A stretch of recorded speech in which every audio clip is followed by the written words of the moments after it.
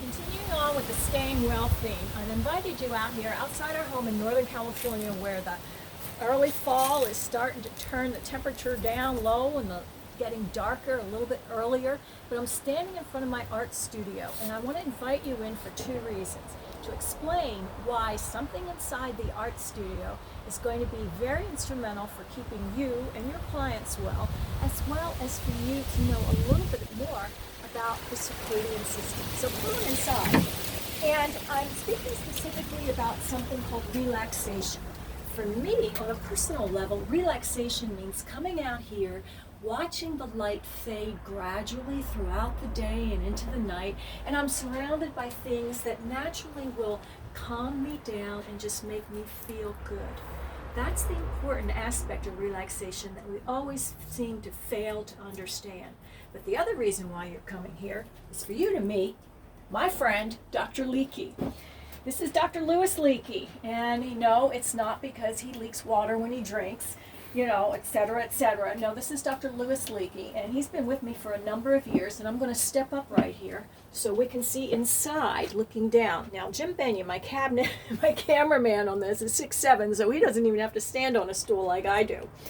So for us as lighting designers and architects and designers, we need to understand how light gets into the body and then what happens once it gets in.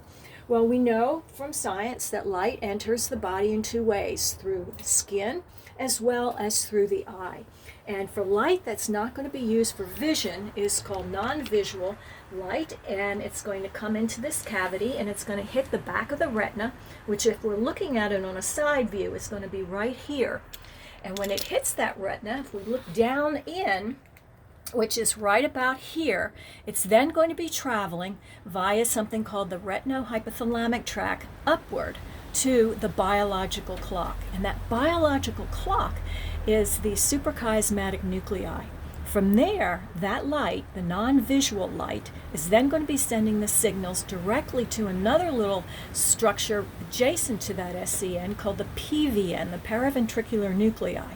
And these two structures within the brain are very interesting because they're a duality. They work in conjunction, but work under the opposite aspects of the light. And I'm going to show you how in a second. So let's turn Dr. Leakey around here, because once the light gets to the SCN and that PVN, it's going to be going to two places with different objectives.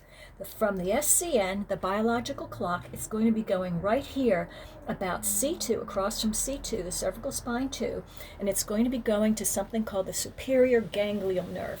And this is basically a stop.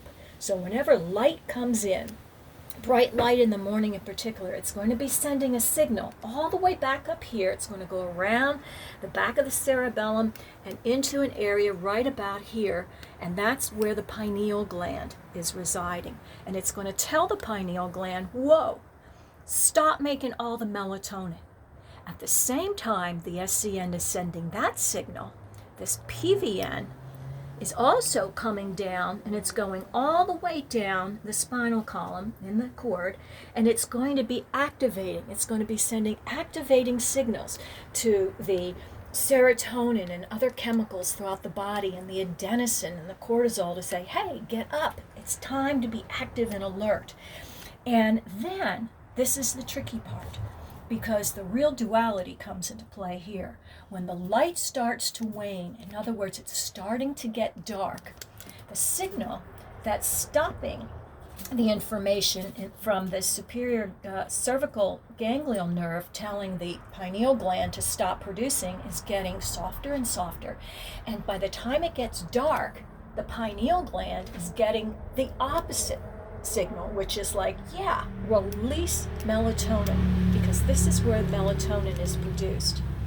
Whereas when it's darker outside and it's night is forthcoming, all of the information that was stored and activated here in that spinal cord and everything else that happens in the body, it's going to be residing right around here in this thoracic area, and it's going to then put a damper on any remaining chemicals that are activated during the day, and it's going to be sending a different but yet same signal to that pineal gland.